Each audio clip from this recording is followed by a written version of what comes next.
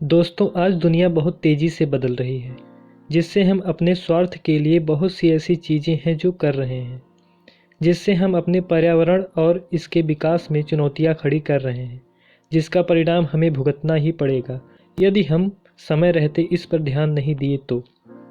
चुनौतियां कैसी खड़ी कर रहे हैं, आइए जानते हैं। इससे पहले आइए जानते हैं पर्यावरण होता क्या है।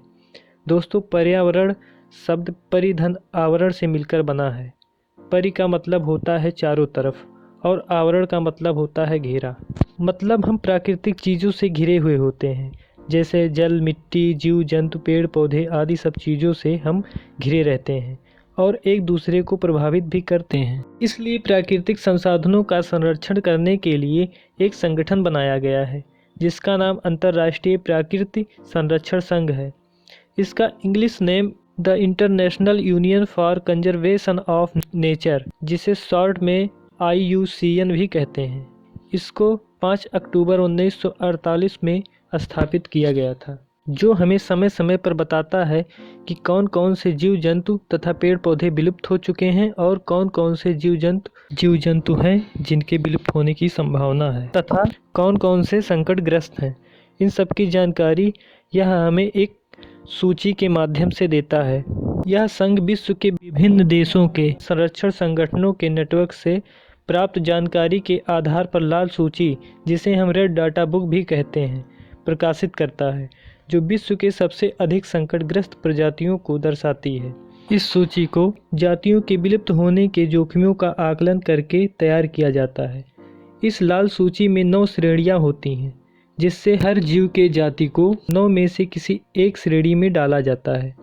यह जो श्रेणीकरण होता है, यह उनकी आबादी में गिरावट की दर और भौगोलिक विस्तार आदि कई कारणों की वजह से किया जाता है।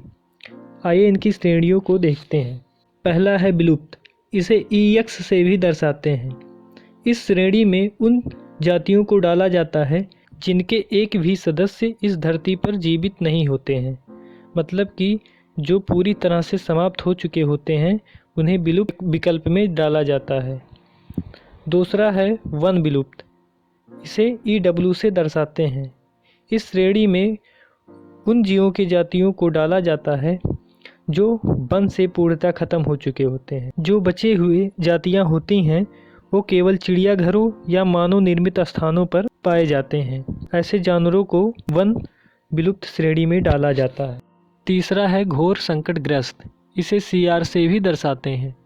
इस विकल्प में उन जातियों को रखते हैं जिनका वनों से विलुप्त होने का संभावना बहुत अधिक होता है।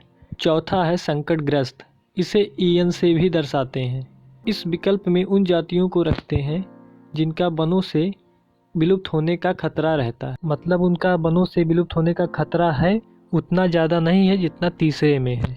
आई होप आप समझ गए होंगे। चलते हैं 5वें विकल्प पे। 5वां है असुरक्षित, जिसे VU से भी दर्शाते हैं।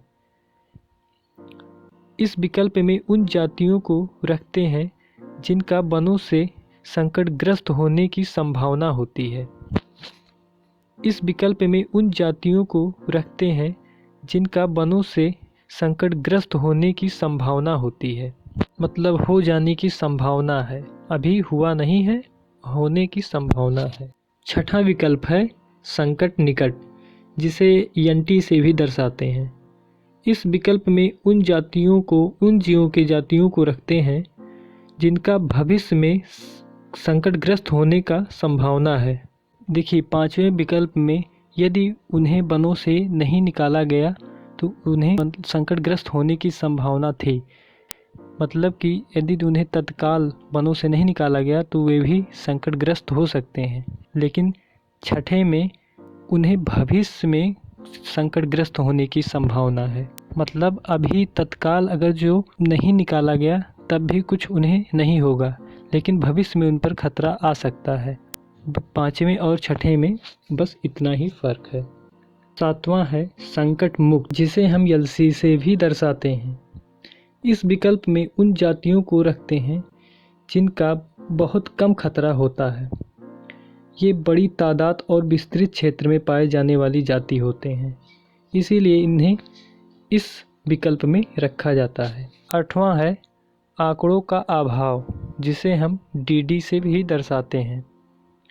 इस विकल्प में उन जातियों को रखते हैं जिन जाति के बारे में आंकड़ों की कमी से उसकी संरक्षण स्थिति और संकट का अनुमान नहीं लगाया गया हो। मतलब उनके तादाद के, उनके आबादी के आंकड़े के बारे में कुछ भी ज्ञात नहीं होता है, उसे इस विकल्प में रखते हैं। 9वां है अनाकलित, जिसे NE से भी दर्शाते हैं।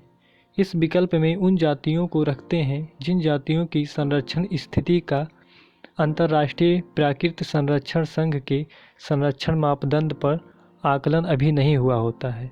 मतलब कि जातियों की आबादी कितना संकटग्रस्त है, कितना विलुप्त है, इन सब की जो जानकारी होती है, जो आकलन होता है, वो अभी जो हमारा संगठन है उस पर नहीं किया गया होता है।